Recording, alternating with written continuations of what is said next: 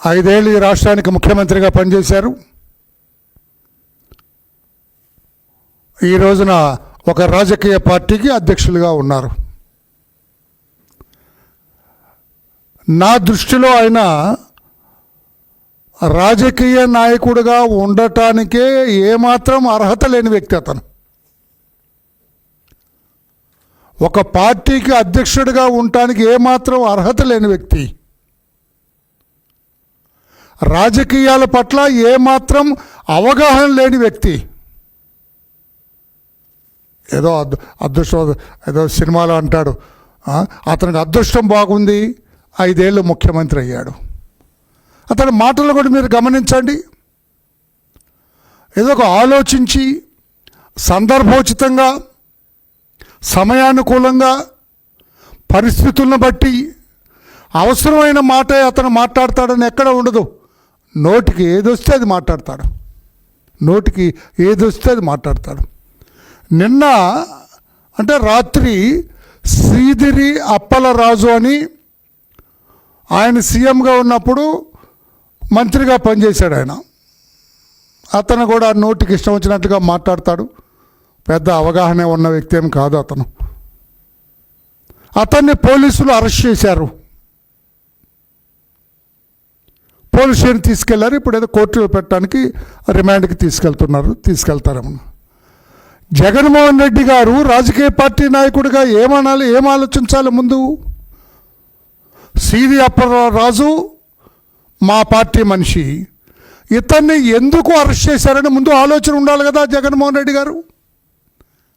నేను మిమ్మల్ని ఇప్పుడు అడుగుతున్నా, చెప్పండి, ఎందుకు శ్రీధరి అప్పలరాజుని పోలీసులు అరెస్ట్ చేశారు? చెప్పండి జగన్మోహన్ రెడ్డి, ఎందుకు అరెస్ట్ చేశారు? Why is arrested? తెలుసా మీకు? ఆయన అంటారండి, జగన్మోహన్ రెడ్డి గారు ఒక రాజకీయ నాయకుడు 5 ఏళ్ళు ఈ రాష్ట్రానికి అదృష్టమో దురదృష్టమో చెప్పను కానీ మీరే అర్థం చేసుకోవాలి, ఈ రాష్ట్రానికి ముఖ్యమంత్రి. అతను అంటాడండి, ప్రశ్నించే గొంతుకుని నొక్కేస్తారా? ప్రతిపక్షాలనే బ్రతకనివ్వరా?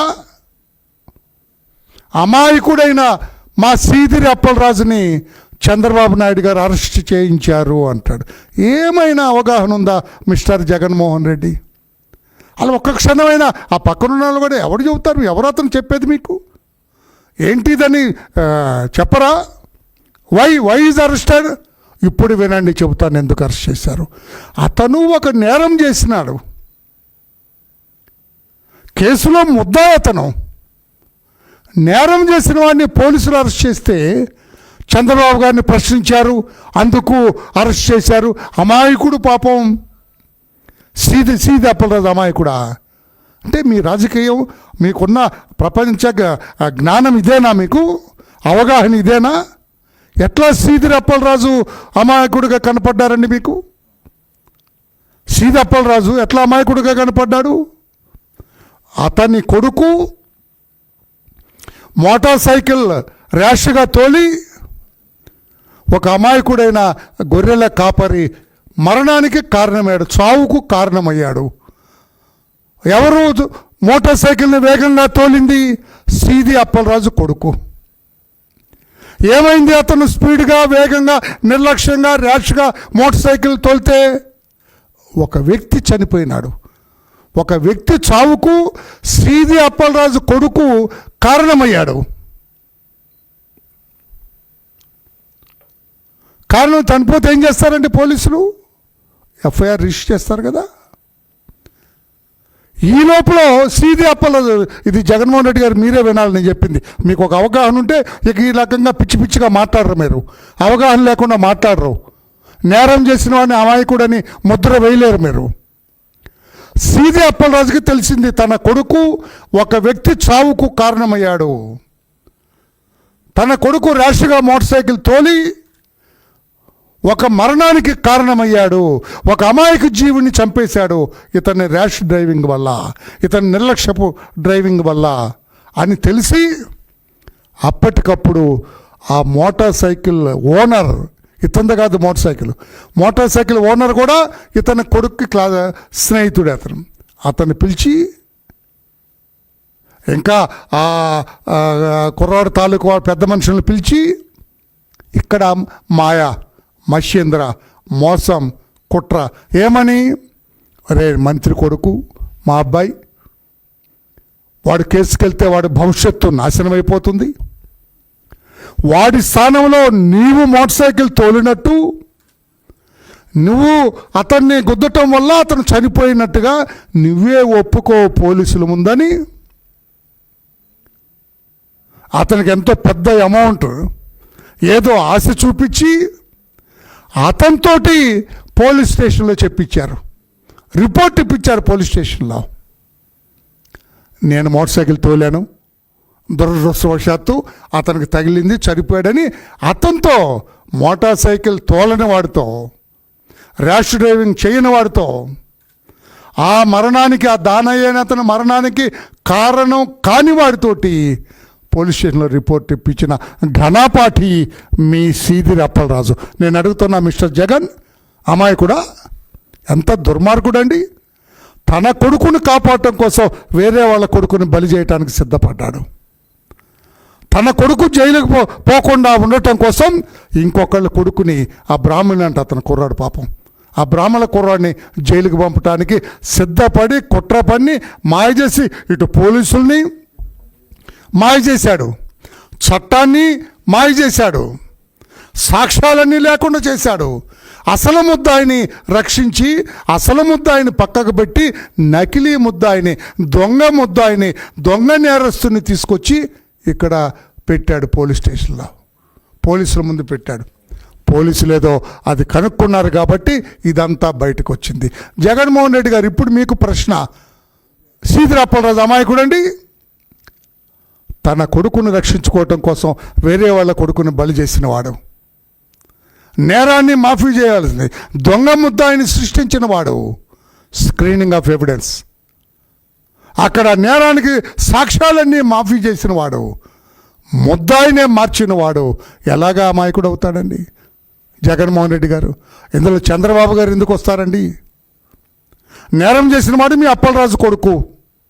మీ అప్పలరాజు సీన్లోకి వచ్చిన తర్వాత ఆ నేరస్తున్నే మార్చాడు. ఆ అప్పలరాజు కొడుకు స్నేహితుడిని పెట్టాడు, ఒప్పించి మెప్పించి పెద్ద మోటా ఆశ చూపి వాడితో దొంగ రిపోర్ట్ ఇప్పించారు, పోలీస్ స్టేషన్లో చెప్పించారు. పోలీసులు తెలివిగా యాక్ట్ చేశారు కాబట్టి, సమయస్ఫూర్తిగా యాక్ట్ చేశారు కాబట్టి మీ సీదిరి అప్పలరాజు దొంగతనం బయటపడింది, అతని నేరం బయట, అతను తప్పుడు వాడు నేరస్తుడే, అందుకే వాడిని అరెస్ట్ చేసింది. ఇప్పుడు సీదిరి అప్పలరాజుని చంద్రబాబు గారిని ప్రశ్నించినందుక సిగ్గుండట్లేదా మీకు ఇట్లాంటి మాటలు మాట్లాడటానికి? ఒక ఆలోచన ఉండదా జగన్మోహన్ రెడ్డి గారు ఇలా మాట్లాడటానికి? మీరెందుకు తప్పు చేసిన వాళ్ళ పట్ల అంత ప్రేమ చూపిస్తారని ఐ డోంట్ అండర్స్టాండ్. నేరస్తుని హక్కును తెచ్చుకోవడానికి ఎందుకు? అంటే మీ పార్టీ వాడైతే నేరం చేసినా పర్లేదా? సీదిరి అప్పలరాజు మీ పార్టీ అయితే ఎవరిని చంపేసినా పర్లేదా? ఏమి ప్రజలు, రాష్ట్ర ప్రజలు ఎందుకు, రాష్ట్ర ప్రజలు ఇతని నేర మనస్తత్వాన్ని, జగన్మోహన్ రెడ్డి క్రిమినల్ ఇన్స్టింక్ట్, నేరపూరితమైన మనస్తత్వాన్ని ఎవడన్నా ఏం చేస్తాడండి? ఆ చనిపోయినాడు బీసీ యాదవ, ఆ చనిపోయిన ఇంటికి వెళ్ళాలా జగన్మోహన్ రెడ్డి? అదే నేరస్తుడి ఇంటికి వెళ్ళి పలకరిస్తాడు, చనిపోయిన వాడి ఇంటికి వెళ్ళి సానుభూతి చెప్పడం, వాడికి ఏదైనా సాయం చేద్దామని ఆలోచన ఉండదు ఇతనికి. నేరస్తుల పట్ల ఉన్న ప్రేమ అమాయకుల పట్ల, ఆ యాదవ కులస్తుడు అతనే కాస్త ఆ ఇంటికి భుక్తి, అతన్ని చంపేశారు. చంపింది కాక ఆ నేరం ఇంకొకటి మీద పెట్టారు, సాక్ష్యాలు లేకుండా చేశారు, వేరే ముద్దాయిని తెచ్చి పెట్టారు, సాక్ష్యాలన్నీ కనపడకుండా చేసి అసలు ముద్దాయి వీడేనని ఒక అమాయకుడిని తీసుకొచ్చి బలి చేయడానికి సిద్ధపడ్డారు. ఇప్పుడు అర్థమైందా జగన్మోహన్ రెడ్డి గారు? మా చంద్రబాబు గారు ఎందుకు లైన్లోకి వచ్చారా నీకు? చంద్రబాబు గారిని ప్రశ్నించాడట, ప్రశ్నించే గొంతు చంద్రబాబు గారిని నొక్కారంట. ఇందులో చంద్రబాబు గారు ఏంటి, వీడి గొంతు ఏంటి, ఆయన నొక్కటం ఏంటి? మాట్లాడేటప్పుడు ఆలోచన కనుక్కోండి సార్, తెలివైన వాడిని పెట్టుకోండి ఒక పిఏగా. ఏ ఆశయం పద్ధతి ఆ పాత వాళ్ళే ఎవరైతే నీకు 11 సీట్లకు పరిమితం చేశారో ఆ బ్యాచ్ తోటి తిరుగుతావా? ఏమైంది ఇప్పుడు? వరలరామయ్య ఇప్పుడు నీ మొత్తం విడిచి అవతల పడేశారు కదా నిన్ను. చర్మం ఒలిచినంత పని చేశాడు కదా. నా ప్రెస్ విన్న వాళ్ళందరూ ఏమనుకుంటా, జగన్మోహన్ రెడ్డి అమాయకుడా, ఇంత అవగాహన లేనివాడా, ఇంత ఆలోచన లేదా? వాడు దొంగ కదా సీదిరి అప్పలరాజు. తన కొడుకుని కాపాడటం కోసం వేరే వాడి కొడుకుని బలి చేశాడు కదా, బలి చేయడానికి సిద్ధపడ్డాడు కదా, పోలీసులకు తప్పుడు సమాచారం ఇచ్చాడు కదా, కోర్టును కూడా మోసం చేయడానికి సిద్ధపడ్డాడు కదా. తన కుమారుని రక్షించుకోవటం కోసం వేరే వాళ్ళ బ్రాహ్మణ అబ్బాయిని బలి చేయడానికి సిద్ధపడ్డ సీదిరి అప్పలరాజు మీద పోలీసులు యాక్షన్ తీసుకుంటే చంద్రబాబు గారికి ఏం సంబంధం అండి? అవగాహన రాహిత్యుడైన జగన్మోహన్ రెడ్డి గారు ఇటువంటి మాటలు మాట్లాడకండి. అసలు ఏం మాట్లాడుతున్నా మీకు అసలు అర్థం ఉందా?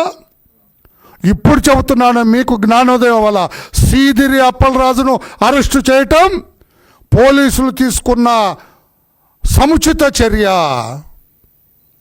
పోలీసులు ఏ తప్పు చేయలేదు, ముద్దాయిని అరెస్ట్ చేశారు, కోర్టుకు పంపిస్తున్నారు, చట్టం ముందు నిలబెడుతున్నారు.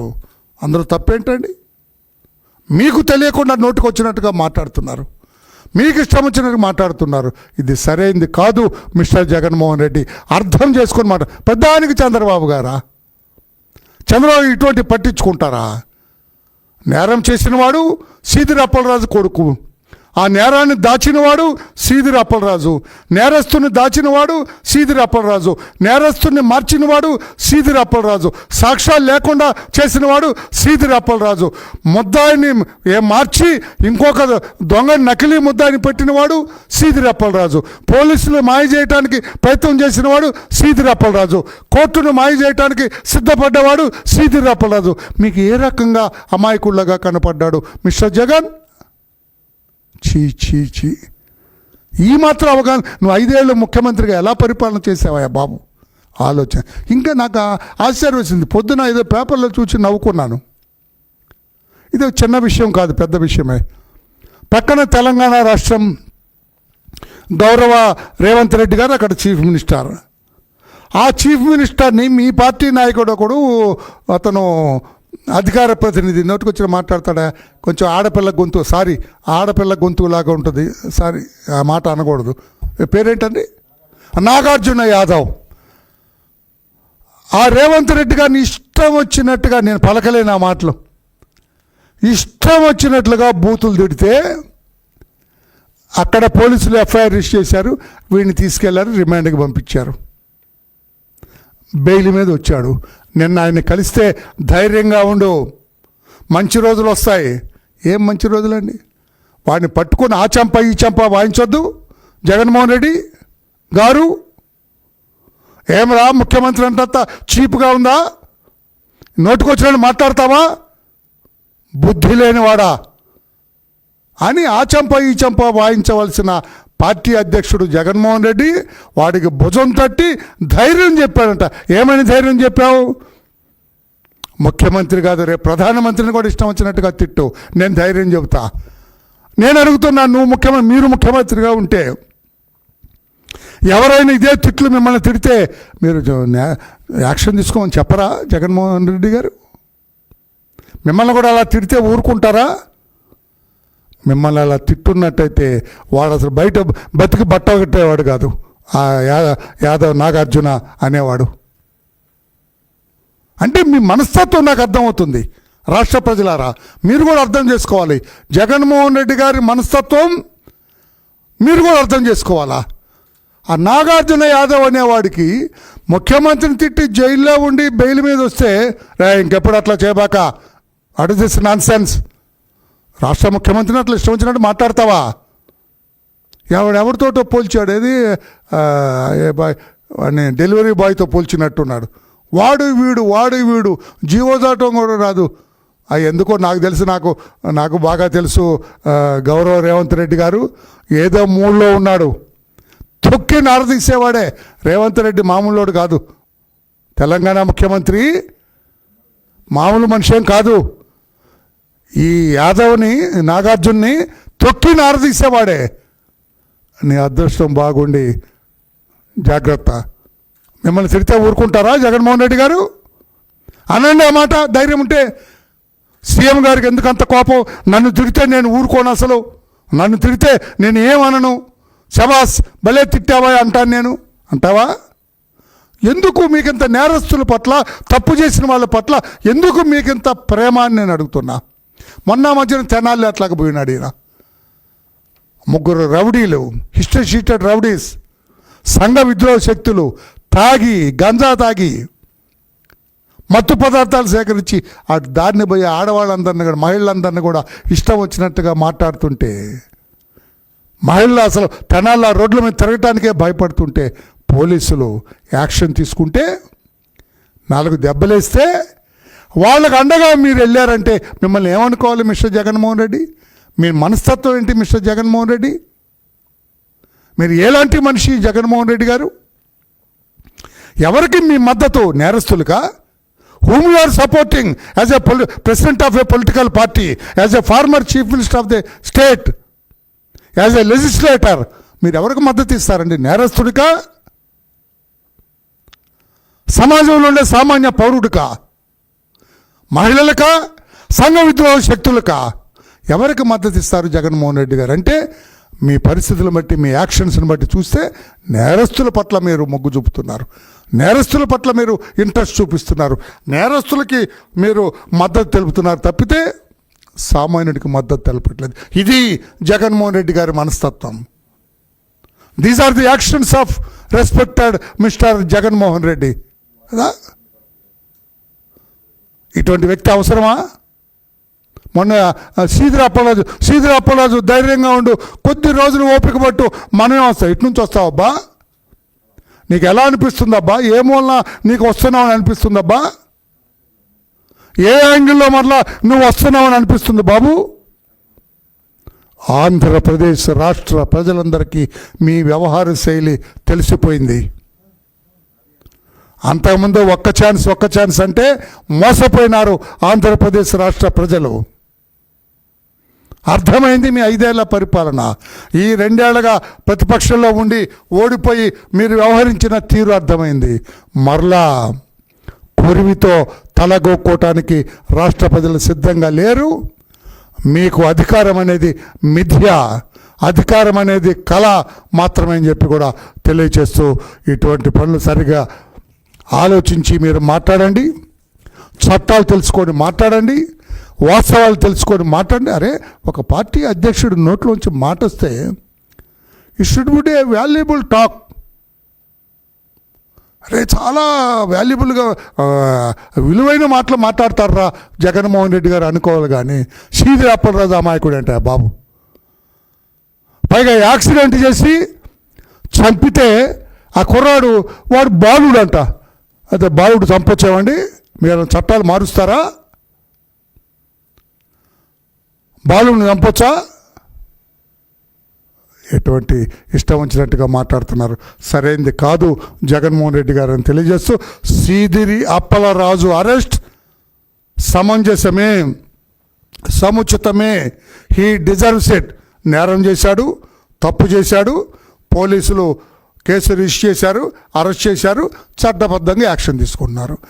జగన్మోహన్ రెడ్డి అవగాహన లేకుండా నోటికొచ్చినట్లుగా చంద్రబాబు గారిని ప్రశ్నిస్తే గొంతు నొక్కారు, అరెస్ట్ చేశారు, తప్పుడు కేసు పెట్టారు. తప్పుడు కేసు కాదు, ఆ కేసు సమంజసమే. పోలీసులు చేసింది చట్టబద్ధమని చెప్పి తెలియజేస్తున్నా. ఇటువంటి అసమంజస మాటలతోటి మీరు చంద్రబాబు నాయుడు గారిని ఇందులోకి తీసుకురావటం తప్పు మిస్టర్ జగన్మోహన్ రెడ్డి అని చెప్పి తెలియజేస్తున్నాం. Thank you everybody.